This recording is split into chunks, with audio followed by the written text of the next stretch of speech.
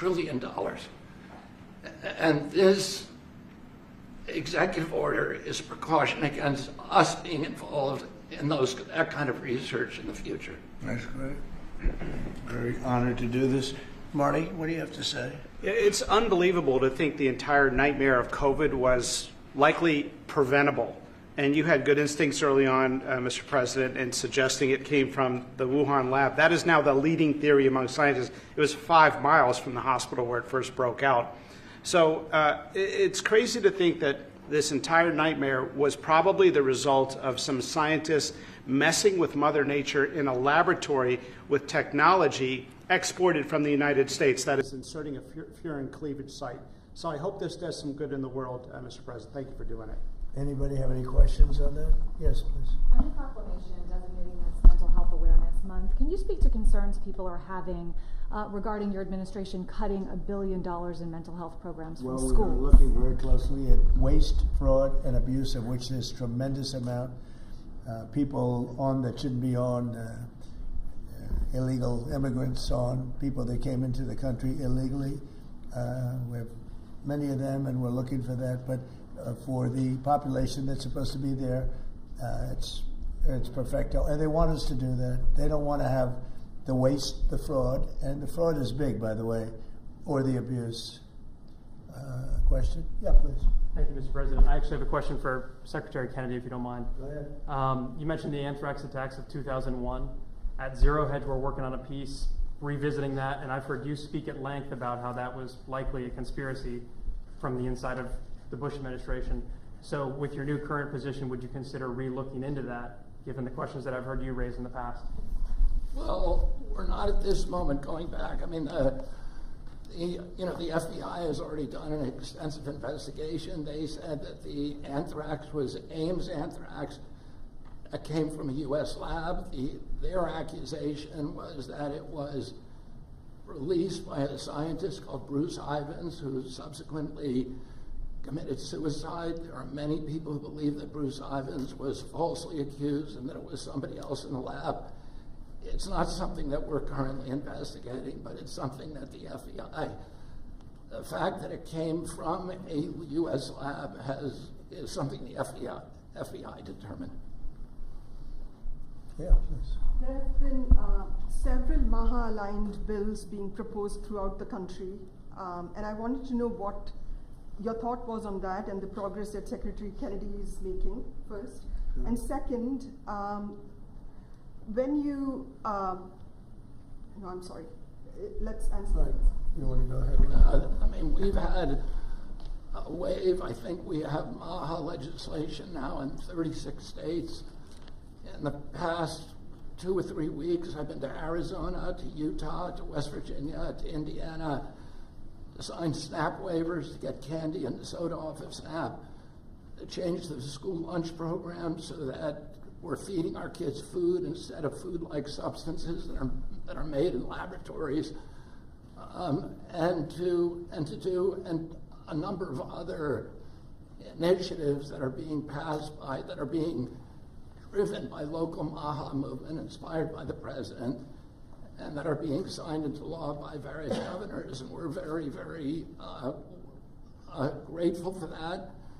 We've invited Brooke Rollins and myself have invited the governors of all the states to apply for SNAP waivers, so we make sure that the supplemental nutrition assistance program is actually paying for nutrition and not sodas. 10% is now going to soda. There's no nutrition in a soda. And at the same time, you have like 19 attorneys general suing you and the Trump administration. Like, what do you make of that? Who are they? Are they Democrats? Are they Democrats? Like crooked Democrats? Like really crooked Democrats? Is that who's suing? They know what they're doing. And what do you They're just hurting our country. That's What's your these are very dishonest people. They've lost their way. They've lost their confidence. They have no confidence. They have no idea what they're doing. They don't even know what they're suing for. So it's just one of those things. Yeah, please. Mr. President, on the pharmaceutical side, have you made any determination on kind of what those tariff rates may look like and the timing of those? I have. I'll announce it over the next 2 weeks. Okay. Will, please. Oh, sorry. Do you have anything to say about this one, what we just discussed? We have had this crazy system in the United States where American pharma manufacturers in the United States are put through the ringer with inspections. And the foreign sites get off easy with scheduled visits while we have surprise visits in the United States. Well, a scheduled visit is no inspection. So we are at the FDA delivering on this promise in the President's executive order and switching from announced to surprise inspections overseas. We're also not going to have our inspectors hanging out for 3 or 4 weeks. They're going to get in and out, and we're going to do more inspections with the same resources as a result. Good. Jay?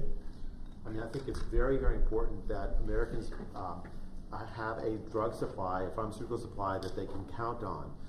We saw during the COVID pandemic that the reliance on overseas production of pharmaceuticals led to shortages of essential medicines, and that's happened over and over again. Making America produce the drugs that's long been able to produce is a huge priority, and this executive order the President just signed is going to make that possible.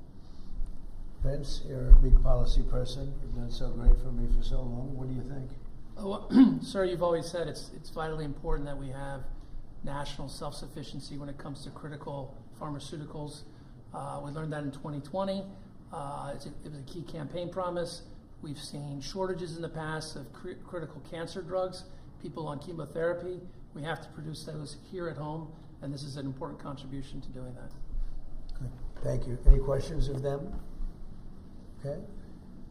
Just two more, sir. We have a slate of 39 Senate-confirmed senior officials of your administration. This slate includes a significant number of new U.S. attorneys.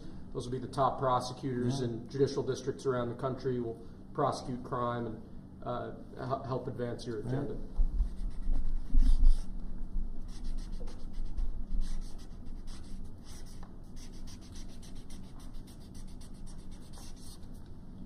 Okay, it's a lot of people, and they're very good people. I hope. Who knows? But I hope so. Okay, thank you. And then lastly, sir, we have another proclamation. This week is National Hurricane Preparedness Week. This is an issue that's particularly important, obviously, to your home state of Florida. This is just a proclamation recognizing National Hurricane Preparedness Week 2025.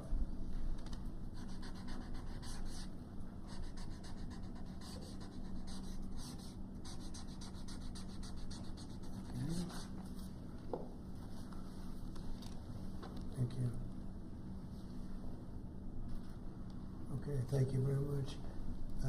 I want to thank you. So we're going to be having some conferences next week. I'll also be going to Saudi Arabia and other places. We'll be going to UAE and Qatar. And some of you will be going with us. So have an interesting time. But I think we're going to have another conference next week, which will be very important, having to do with the world of the medical. And I think it will be very productive. These are really very important that we signed today, and thank you very much for being here. Thank you very much. Thank you, everybody.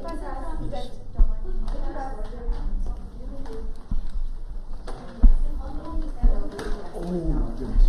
Thank you. Okay? I took her camera. She's done. Thank you, guys. Thank you very much. Go ahead with them. I'm with pens. Take these pens. Oh, and you